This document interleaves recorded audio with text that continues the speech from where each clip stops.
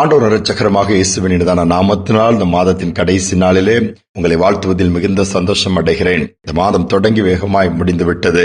ஆனால் கர்த்தர் இம்மட்டுமாய் நம்மை நடத்தினார், பாதுகாத்தார். பாடுகள் ஒரு பக்கம், இழப்புகள், கஷ்டங்களை நாம் சந்தித்திருந்தால் அந்த மாதத்துல கர்த்தர் ஒவ்வொரு காரியங்களும் நம்மளை ஸ்திரப்படுத்தி இருக்கிறார், ஆறுதல் படுத்தி இருக்கிறார், பலப்படுத்தி இருக்கிறாரே.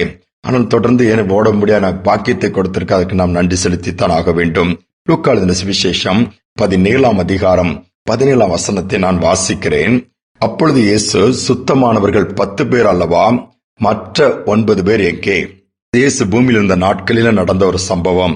இயேசு ஒரு கிராமத்தில் பிரவேசிக்கும் பொழுது அங்கே போகிற வழியில 10 குஷ்டரோடு இயேசுவுக்கு எதிராக வந்து தூரத்தில் நின்று சத்தமிட்டு, இயேசுவே, ஐயரே, எங்களுக்கு இறங்கும், குஷ்டரோகத்தினால் நாங்கள் கஷ்டப்படுகிறோம் சொல்லும் பொழுது இயேசு மனம் இறங்கி, நீங்கள் போய் உங்களை ஆசாரியர்களுக்கு காண்பீங்கள் சொல்லுகிறார்.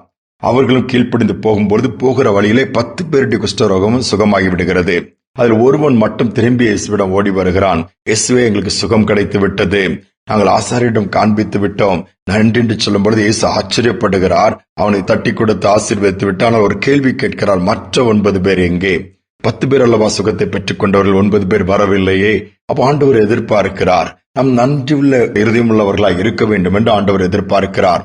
நாம் ஆண்டவர் செய்த நன்மைகளை நினைத்து ஆண்டவருக்கு நன்றி சொல்ல ஆரம்பித்தாலே தீமைகள் நம்மை விட்டு விலகி போய்விடும். அதோடு மட்டுமல்ல, சிந்தனையிலும் ஒரு சமாதானம் நம்மை முழுவதுமாய் ஆட்கொண்டு விடும். ஆனால் அதை மறந்து விட்டு அல்லது அதை நினையாமல் அதை பெரிதுபடுத்தாமல் பிரச்சனைகளையே பெரிதுபடுத்துவோமானால் ஏதாவது ஒரு சின்ன பிரச்சனை இருக்கும், இது எல்லாம் நன்மையாகத்தான் இருக்கும். அந்த ஒரு தீமையை தான் நாம் பிடித்துக் கொண்டு இருப்போம். அல்லது ஒரு நபர் விரோதமா பேசுவாங்க, மற்றவெல்லாம் உங்களுக்கு ஆதரவா இருப்பாங்க, உங்களை நேசிப்பாங்க, தைரியம் கொடுப்பாங்க. ஆனா அந்த ஒரு நபர் உங்களுக்கு விரோதமா பேசுகிற, பார்க்கிற, சொல்லுகிறது தான் உங்களுக்கு மேலோங்கி நிற்கும். இந்த காரியங்கள் நம்ம விட்டு அகற்ற வேண்டும் என்று சொல்லி ஆண்டவர் விரும்புகிறார்.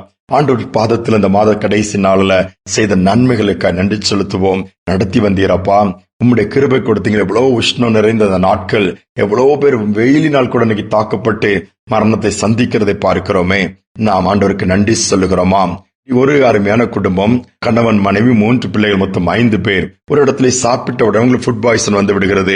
வாந்தி, மயக்கம், தலைவலின்னு சொன்ன உடனே மருத்துவமனையில் கொண்டு போய் சேர்க்கிறார். அங்குள்ள மருத்துவமனையில் மருத்துவர் வேகமாக அட்மிஷன் போட்டு எல்லா ட்ரீட்மெண்ட் கொடுத்து இன்ஜெக்ஷன் போட்டு எல்லாவற்றையும் பார்த்து ஒரு நாள் நல்லா எல்லாம் ரெக்கவரி ஆகி நார்மலாகி விடுகிறார்கள். அடுத்த நாள் பணத்தை கட்டிவிட்டு டிஸ்சார்ஜ் ஆகி வீட்டுக்கு போக வேண்டும். அப்பொழுது அந்த குடும்பத்தின் தலைவர் டாக்டரை பார்த்து, டாக்டர், நீங்க ஏதாவது கன்செஷன் கொடுக்க கூடாதா? நாங்க 5 பேர் பாதிக்கப்பட்டோம், 5 பேரும் உங்க ஹாஸ்பிட்டல்ல தான் வந்து இருந்திருக்கிறோம்.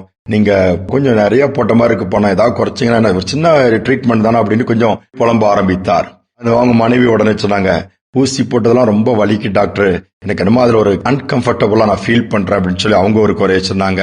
உடனே அவங்களுடைய மூத்த மகன் சொன்னா, பெட் எல்லாமே இங்க எதுவுமே நல்லாவே இல்லை டாக்டர் அப்படின்னு சொல்லி அவன் ஒரு குறைய சொன்னான். அடுத்த ஒரு குழந்தை என்ன பண்ணிச்சது, அமைதியாவே இருந்தா, உண்மை சொல்ல.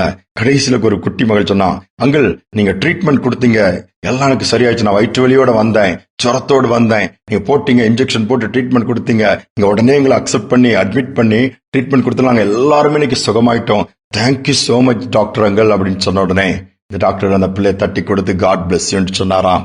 மற்றவங்க பாருங்க எல்லாம் குறை சொல்றாங்க, அதை கூட அவர் பெருசா எடுத்துக்கல. இன்னைக்கு நாமும் இந்த சிறு குழந்தை மாதிரி தேங்க்யூ சொல்றோமா ஆண்டவருக்கு? நான் மற்றவங்களை மாதிரி, ஆண்டவரே, என் வாழ்க்கை மட்டும் இப்படி ஆயிடுச்சு, என் குடும்பம் மட்டும் இப்படி இருக்குது, என் பிள்ளைகள் மட்டும் இப்படி இருக்குது, மற்றவங்க எல்லாம் சொல்லி இப்படி புலம்பிட்டு இருக்கிறோமா?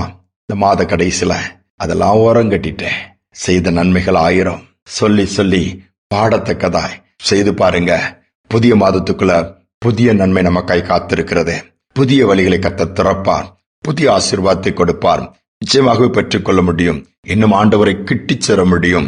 அப்படி அன்புல இன்னும் வளர முடியும். இந்த உலக ஓட்டத்தை ஜெயமாய் குடும்பமாய் ஓடி முடிக்க முடியும். பரலோகத்தின் தேவன் மகிமைப்படுவார். பரலோக ராஜ்யம் நம்ம சொந்தமாய் மாறும். ஜெபிப்போம். அன்பின் தகப்பனே, மாதத்தின் கடைசி நாளிலே எங்களை முகங்குப்புற தாழ்த்தி பாதத்தில் விழுந்து நன்றி செலுத்தி வந்து நிற்கிறோம் அப்பா. பாடுகள் தான், ஆனால் அதன் மத்தியில் எங்களுக்கு பலன் கொடுக்கிறீங்கப்பா. பாதை காட்டி வாரீங்கப்பா. தொடர்ந்து எங்களோடு கூட இருக்கிறீங்க. அதை காட்டிலும் வேற என்னப்பா எங்களுக்கு வேணும்? தொடர்ந்து கூட இருந்து ஒவ்வொரு நாளும் இதுவரை நடத்தினர் போல வரப்போகிற நாட்கள் நடத்துவீராக. மாதத்தில் ஒருவர்கள் சோர்ந்து போயிருக்கலாம், இழப்புகளை சந்தித்த குடும்பங்கள் இருக்கலாம், பலவீனமானவர்கள் இருக்கலாம், நஷ்டத்தை சந்தித்தவர்கள் இருக்கலாம், கஷ்டத்தோடு கூட இருக்கலாம், அதிர்ச்சியான செய்திகளும் வாழ்க்கையில வந்து உள்ளங்களை உடைத்திருக்கலாம்.